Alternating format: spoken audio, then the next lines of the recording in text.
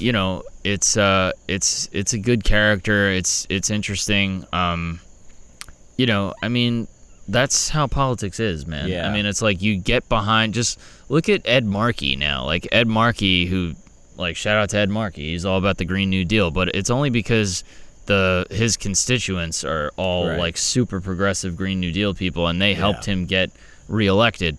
You know, like look at Josh Hawley. He was flirting with becoming like a populist. He was like all for $2,000 checks and shit, and then he put out that photo on January 6th of him like raising his fist, and he just became like the alt-right fucking guy, and now he's just running with that. And like he went from like wanting $2,000 checks for people to opposing Biden's infrastructure plan because it's a far left woke agenda when it's literally like, can we get some money for some bridges? Yeah, you know. So the point is, like, they just run behind shit that they think is going to be popular, and I worry that American audiences are going to watch this movie and think, oh, damn, how fucked up is India, and not see the clear parallels to this country right here. Well, you know? I mean, it's politics and power and the influence of money and, you know, exploitation. I mean, that's the you know. Unfortunately, it's kind of the way of the world. What people kind of need to take away is like, look, Balram is you every time you kiss your boss's ass. Of just like you think Americans don't have that same kind of mentality of just like, I need to be obedient to, you know, my employer, the wealthy, and that's how I'll get ahead. You know. We're stuck in the same chicken coop that the caste system is. Well, it's all generational poverty. Listen, we just label things differently. You got to be able to sniff out when you're in a true meritocracy scenario where you do have a chance of climbing a ladder, whatever that may be. Yeah. You know, I mean, let's be honest. You're not in a fucking chicken coop. You're in a meritocracy. Yeah. Like, you're... You know, but you have to sniff that out, right? Because some employers will want to keep you at a certain level.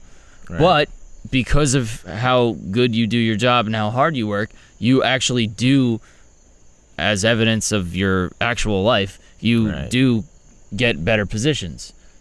Do you know what I'm saying? So I know. But hang on. But, like, there's also jobs that are jobs. They're dead-end jobs. Yeah. The boss employee dynamic is just one of, you are a cog, you accomplish this. The longer you stay in that and think anything is going to come for you, is it's a waste of time. Now, some people are in that chicken coop and they can't get out for economic reasons, and they feel like, you know, that gets into a whole nother thing with no paid medical leave and no child care and no health care and this and that, where, you know, that's where it's going to take real changes in this particular country. I don't know the dynamic of India, but you have to, you know, there's a lot of factors that go into play of whether you're in a chicken coop or not. Yeah. You know? Yeah. That's my opinion. I mean, I don't think it's right to say that every situation is a chicken coop. All right, maybe not. Well, I'm just saying. I'm not disagreeing with the point at large. I'm just saying, like, that comes down to a lot of different factors: economic factors, socioeconomic factors, you know, family, again, political, you know, government programs versus no government programs. Yeah. I mean, you know, a lot of the whole unemployment stimulus check things, like, how many stories did you hear where because someone got a stimulus check, they were able to take off a day to go apply for a better paying job and then got that job, whereas without the stimulus check, they literally can't take one day off of work. Or they put their stimulus check into GameStop Bitcoin. And flipped it. Yeah. There's another point I wanted to make. I forget about. And now I forgot it. Fuck. You just wanted to talk about food again. I don't want to talk about food again. I agree about with food you. enough. I agree with a lot of this movie. With like, well, you want to burn the whole government down, so no. So do I. Okay.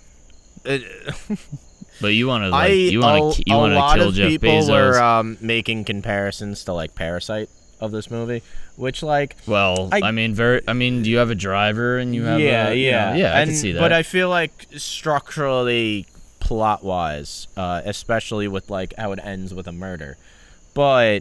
Well, they both end with a murder. No. Yeah, that's what I'm saying. Plot twist. Of like they both end with like the main alert. character murdering their boss. Right. But Parasite's a banger too.